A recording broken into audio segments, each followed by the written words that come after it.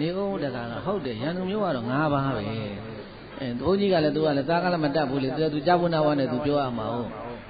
အဲ့ဒါနဲ့ဘုန်းကြီးကရည်ပြတယ်နေဦးကရေမီမင်းခိုးသူတခေါင်းကြနေတယ်ဒါဘယ်သူမှမသိဘူးဒီဥစ္စာနေဦးကမပြည့်ပြည့်အောင်တော့ထည့်မှရမယ်အဲ့တော့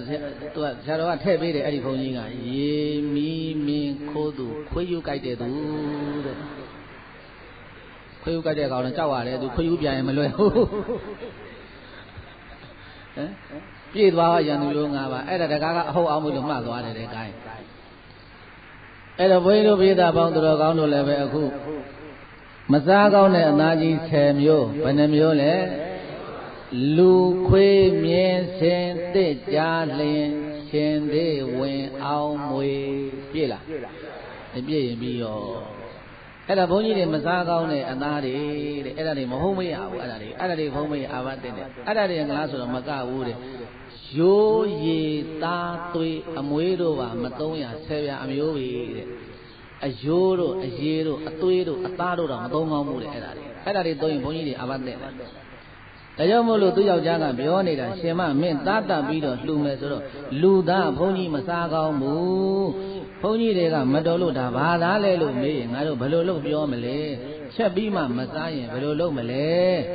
ဆိုတော့သူမိမကအဲ့ဒီလိုပြောတာမဟုတ်ဘူးသားလေးကိုတတ်ပြီးတော့ချက်ကမှမဟုတ်ဘူးကျုပ်တို့သားကိုတတ်တော့သားကသေးသားသေးတော့ခလေးမသားဖြစ်ဒကမကအကြံပေးတာ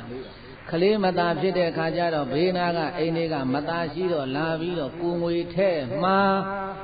သူ့အကြံကလည်းမဆိုးဘူးရဆို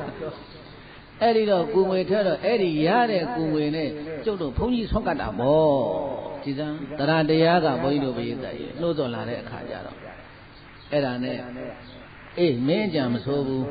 သူအရွယ်ကောင်းတာပဲကွယ်သာသမီနောက်ရပါတယ်ဒီတန်ဃာဒီအပ60ဆိုတာအခုကြွလာပြီးခရာကနေဘယ်ဆက်ကြွမှမသိဘူးအဲ့ဒီတော့မင်းအကြံမဆိုးဘူးကွအဲ့ဒါဆိုလို့ရှိရင်ရော့ထားမင်းကအကြံပေးတယ်လို့ဆိုတော့မင်းသားဒကာကြီးကသူမသားဟေလို့အဲ့ဒါနဲ့ဓာသွားယူရောမရေးတာရေဓာသွားယူပြီးတော့ဒကမကြီးလက်ထဲဓာထည့်ရောဓာထည့်တော့ခလေးကအောက်မှာဆော့နေတာလေဆော့နေတဲ့အခါကျတော့တတရေလာအောင်ကမင်းအမေကမင်းခေါ်တယ်ဆိုတော့ခလေးကပြေးတက်လာတာပေါ့မရေးတာရေပြေးတက်လာပြီးတော့ခလေးကတခါတည်းအမေခေါ်တယ်ဆိုတော့အမေယူငယ်နဲ့ဝင်ပြီးတော့ထိုင်အမေတတခေါ်တယ်ဆိုအမေတတခေါ်တယ်ဆိုတော့ကိုင်ကိုသားကိုတတ်ရက်သေးလား